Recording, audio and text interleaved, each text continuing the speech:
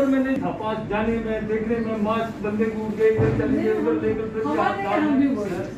हर दिन हमारे 5-10 लोग बेटा कुर्सियाँ एक हो गया प्लीज कुर्सियाँ एक हो गया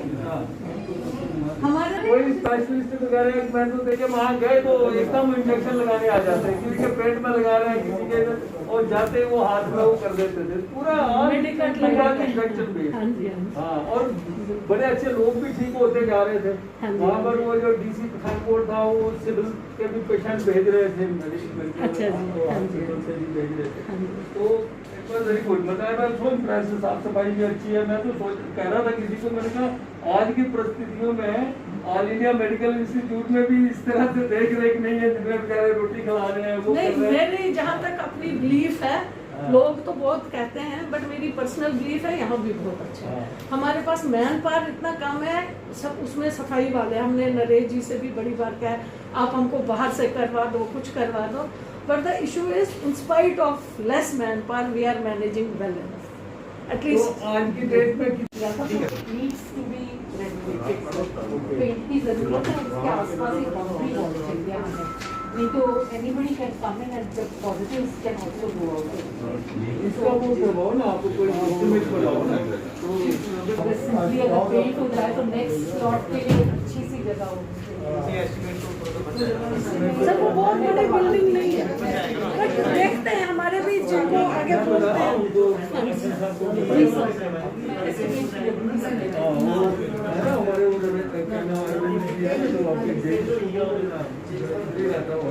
अभी नई हॉस्पिटल स्लो होती है थोड़ा जल्दी देखिए अब इस हॉस्पिटल में हमारे पास जगह बहुत कम देखिए कमरे का भी सही अगर हमें मिलना भी हो तो सोशल डिस्टेंस तो यहाँ मेंटेन होनी ये मेरे को मेल कर मैं यही क्या उस दिन जब एलजी साहब आए हमारा कमरा इतना छोटा था तो हमने कहा 4 से ज्यादा लोग आप बैठोगे नहीं तो अंदर ही नहीं जाने दी। So दूसरी इशू है हमें एम्बुलेंसेस बड़ा हमारे पास वो नया हॉस्पिटल होगा ना तो हॉस्पिटल उसमें होपफुली तो सर ने हमें एक एम्बुलेंस दी है thank you very much sir उसके लिए बट 5 एम्बुलेंसेस पे हम नहीं चला सकते हैं सर हॉस्पिटल को सर रश अब बहुत बढ़ गया पेशेंट लोड इज हाई जैसे कोविड में सर मेरे को अंदर से बाहर पेशेंट करना है या डेड बॉडी को भेजना होता है तो उसमें कई बार थोड़ा सा बहुत हाँ, मेरे को भी फोन आता है एम्बुलेंस की सर थोड़ी शॉर्टेज है एम्बुलेंसेस 5 सर हमारे पास एक सर ने दी है but actually it has to be हाँ हाँ नहीं वो हमने इनको बोला है कोविड के बाद वापस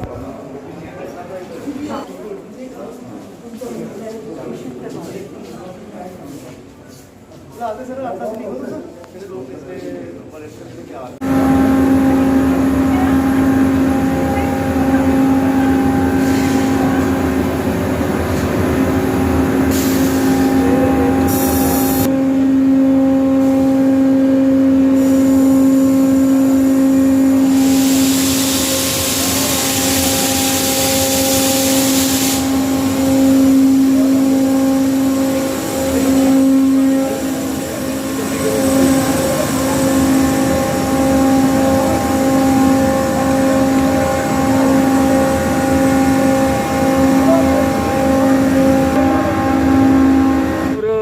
सीएमओ साहब हैं, हमारे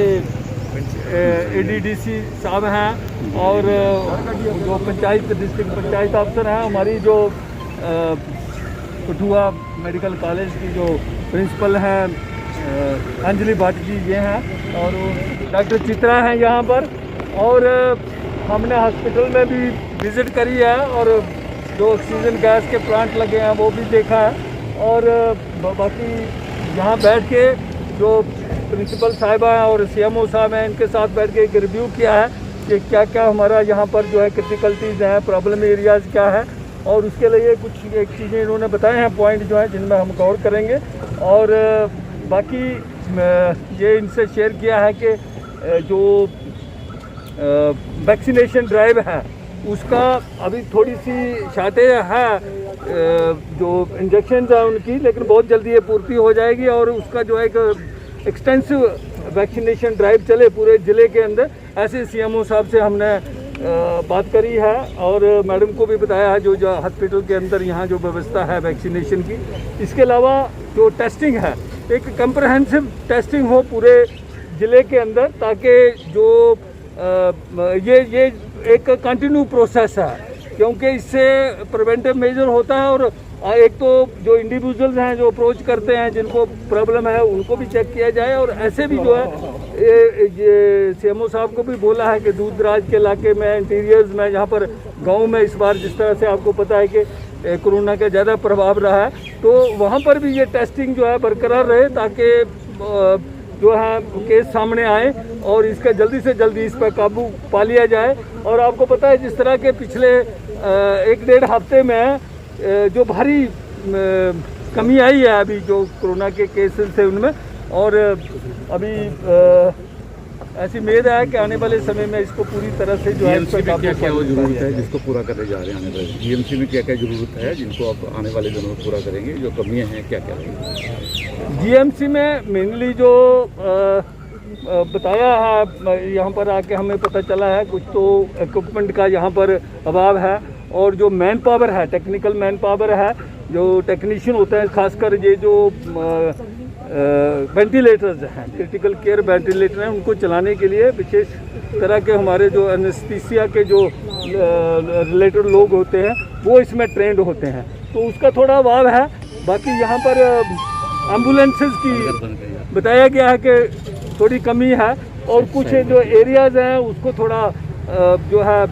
अपकीप की ज़रूरत है, फेस लिफ्टिंग की ज़रूरत है। कि बड़ा स्लो प्रोसेस है, जो एसएसबी है बड़ा स्लोली काम करता है, और जिसकी वजह से जीएमसी को फेस करना पड़ रहा है। वेंटिलेटर नहीं चलते हैं, प्लांट नहीं चलते हैं, एक्सरे नहीं चलते हैं, एमआरआई नहीं चलते हैं, तो वो टेक्नीशियन की कमी है। तो हाँ। कैसे आगे हो? देखो जी, ऐसा है कि ये कोविड जो एक समझो कि 100 साल में इस तरह की त्रासदी आई है, और हर दिन नई चैलेंजेस हैं इसमें, और हमारा जो पूरा मेडिकल फैटर्निटी है ये पूरी तरह से इसके लिए समर्थ है, और उनको जो भी चैलेंजेस नई नई सामने आ रही हैं उनका जो है सोल्यूशन भी ढूंढा जा रहा है, और उनको जो है उनसे निपटा भी जा रहा है। तो ये आने वाले समय में तो कोई छोटी मोटी तो दिक्कतें आती रहेंगी, चैलेंजेस आएंगी, तभी तो हम उनके लेकिन सबसे अच्छी बात यह है कि हमारा जो एडमिनिस्ट्रेशन है, हमारा जो मेडिकल स्टाफ है वो पूरी, और जो हमारे PRI और जो म्यूनसिपलिटी के जो हमारे रिप्रेजेंटेटिव हैं पूरी तरह से सतर्क हैं, और सब लोग हम मिलजुल के जो है काम करेंगे एज ए टीम, और जो है इसके ये जो खास तरह की त्रासदी है इसका जो है जल्दी से जल्दी जो है इस पर काबू में आ जाएगा। ये ऐसा मैं कि कोरोना की तीसरी लहर का जो है एंट्रेंस हो चुका है महाराष्ट्र में। आज के दिन 8000 बच्चे कोरोना से पीड़ित पाए गए हैं। उसके लिए जीएमसी कठुआ में क्या इंतज़ाम है, क्योंकि यहाँ पर देखा जा रहा है कि बाल रोग विशेषज्ञों की कमी है, उसके अलावा भी कई अन्य कमियां आ रही हैं। क्या उस तीसरी लहर से, क्योंकि बच्चों के लिए अभी तक कोई टीका भी नहीं बना है, उसके लिए क्या इंतज़ाम है? टीका जो है बच्चों के लिए, टीके का जो आविष्कार हो रहा है उस पर बिल्कुल एडवांस स्टेज में है। बहुत सारी कंपनियां जो हैं वो इस टीके जो हैं वो आजाद कर रही है। बात नहीं कर रहा हूँ, इस दिनों से डायलिसिस की प्रक्रिया पूरी तरह से जीएमसी कठुआ के अंदर बंद पड़ी हुई है, जिसकी वजह से दर्जनों जो है हम मानते हैं जी इस बात को बिल्कुल, बट वो हमारा उसका जो ये डायलिसिस की प्रक्रिया जो है उसमें जो मेथड है, पेशेंट को इन्फेक्शन ज़रा सा भी नहीं होना चाहिए, उसके लिए हमको RO के थ्रू पानी भेजना होता है, वो ख़राब हो गया था। अब मेडिसिटी वालों ने आके उसको चेंज किया है, मगर शुरू करने से पहले हमको उसका माइक्रोबायोलॉजिकल एग्जामिनेशन पानी का कराना पड़ता है। वो हमने 2 बार करवाया, वो अनसेटिस्फैक्ट्री आया, मतलब कि उसमें बैक्टीरिया वगैरह की ग्रोथ थी। सो अब हमने जम्मू भेजा है, जैसे अगर वो भी क्लियर नहीं होगा फिर हमको मेडिसिटी से फिर से उसको चेंज करवाना है। तो हम भी इसमें लगे हैं, हम चाहते हैं यहाँ प्रॉब्लम ना हो, बट हम लोगों की जान के साथ खेल भी नहीं सकते कि जब तक मशीन परफेक्ट नहीं हो हम उसको यूज़ नहीं कर सकते। कुल मिलाकर देखें कि कार्यप्रणाली ढीली चल रही है स्वास्थ्य में।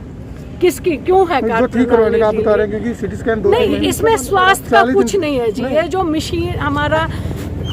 इलेक्ट्रॉनिक ये जो इक्विपमेंट है सब रिपेयर है। देखो मशीनें हैं, अब घर में भी मशीनें चलाओ खराब होती है। इसका हमारा मेडिसिटी के साथ कंट्रैक्ट है रिपेयर होने का। कोविड के कारण उनके भी वर्कर बीमार हो रहे हैं तो थोड़ा कोविड में डिले हो जाता है रिपेयर, लेकिन हम उन पे डिपेंडेंट है रिपेयर के लिए। एक बार मशीन परफेक्ट होगी, चलाना हमारा काम। मैम सबसे पहले तो आपका बहुत बहुत स्वागत है। आज जिस प्रकार आपने देखा, हमारे जो DDC के चेयरमैन कर्नल मान सिंह जी कुछ समय पहले इनका मैं कहूँगा कि सेहत जो ठीक नहीं थी, ये भी इन्फेक्शन में पॉजिटिव पाए गए थे, लेकिन आज रिकवर हुए हैं। तो मेरी 2-3 दिन पहले इनसे बात हुई थी, तो मैंने इनसे कहा था कि आप ज़रा कठुआ में अब आइए और कठुआ में हॉस्पिटल्स में और भी जो हमारे कार्यकर्ताओं को, जो लोगों को दिक्कत आ रही है, उसके लिए यहाँ पर पहुँचे। तो आज कर्नल साहब का ये दौरा यहाँ पर बनाया। मैं मेरे साथ हमारे कर्नल मान सिंह जी, हमारे जो वाइस चेयरमैन हैं, रघुनंदन जी हमारे जो चेयरमैन हैं, नरेश शर्मा जी डीडीसी की मेंबर, मेरी बहन नीरू जी, हमारे भारतीय जनता पार्टी के आपने देखा लगभग सभी कार्यकर्ता यहाँ पर पहुँचे हैं। और कर्नल साहब ने यहाँ पर जो हमारी प्रिंसिपल है, जो गवर्नमेंट मेडिकल कॉलेज की, और जो सुप्रिटेंडेंट है, इनसे बातचीत की है कि किस प्रकार से ये वैक्सीनेशन का प्रोसेस जो है चल रहा है, वैक्सीनेशन की कुछ कमी है, फिर मैं समझ रहा हूँ वैक्सीनेशन की जो कमी है वो किस प्रकार से दूर की जाएगी। यहाँ पर सीएमओ है, सबके साथ बातचीत हुई है और कुछ चीज़ें प्रिंसिपल गवर्नमेंट मेडिकल कॉलेज ने कहा है कि यहाँ पर कुछ चीज़ों की ज़रूरत है। जिस प्रकार यहाँ पर एम्बुलेंस है वो उसकी कमी है, 5 एम्बुलेंस और होनी चाहिए। ऐसी और बहुत सारी चीज़ें, बहुत सारी जो ज़रूरत यहाँ पर लोगों की बेहतरी के लिए, इलाज के लिए है, वो सारी बातें कर्नल साहब से और हम सबसे शेयर की है। और हमने भी और कर्नल साहब ने सबने उनको एश्योरेंस दिया है कि ये जो रिक्वायरमेंट है हॉस्पिटल की, उसको जल्द से जल्द लोगों की बेहतरी के लिए पूरा करेंगे। और कोविड की महामारी में आज मैं कहूँगा कि हमारे सभी कार्यकर्ता भारतीय जनता पार्टी का भी आपने देखा, मेरे साथ चेयरमैन साहब नरेश जी, और महिला मोर्चा की जो हमारी अध्यक्षा हैं, महिला मोर्चा की हमारी जो टीम है, शहर के जो हमारे मंडल के अध्यक्ष हैं अजय जी, मंजीत जी, जितने भी हमारे प्रमुख लोग हैं, इस सब के बाद हम लोग जो है अभी यहाँ पर आपको पता है कि लगभग पिछले 15 दिन से भारतीय जनता पार्टी के कार्यकर्ताओं की ओर से एक रसोई घर, दीनदयाल उपाध्याय जी रसोई घर जो चल रहा है, जो हॉस्पिटल्स में लगभग जितने भी हमारे लोग यहाँ पर ट्रीटमेंट के लिए आते हैं, जो कोविड के रिलेटेड जो लोग होते हैं, उनके जो अटेंडेंट्स यहाँ पर रहते हैं। तो पिछले दिनों भी मेरा मेडिकल कॉलेज में जब आना हुआ था, तो यहाँ की जो प्रिंसिपल है उन्होंने कहा था कि कहीं ना कहीं जो लोग हॉस्पिटल्स में इस मुश्किल परिस्थितियों में आते हैं, उनको खाने की बहुत दिक्कत आती है। तो हम लोगों ने ये डिसाइड किया था कि हम भारतीय जनता पार्टी के कार्यकर्ता इस चीज़ को कहीं ना कहीं मैनेज करेंगे। तो आज 15वां दिन है और मेरी बहनों की बदौलत, मेरे भारतीय जनता पार्टी के प्रत्येक कार्यकर्ताओं की बदौलत आज हॉस्पिटल में 15 दिन से हमारी जो फूड पैकेट्स की जो व्यवस्था है वो हम लोग कर रहे हैं। तो अभी कर्नल साहब हमारे बीच में आज यहाँ पर पहुँचे हैं, तो मेरा उनसे भी अनुरोध है कि इस भारतीय जनता पार्टी की ओर से ये जो सेवा प्रदान की गई है, तो एक बार आज आप भी लोगों को ये खाना, ये फूड पैकेट जो है वो वितरित करें और हमारे जो पार्टी के कार्यकर्ता हैं उनका मनोबल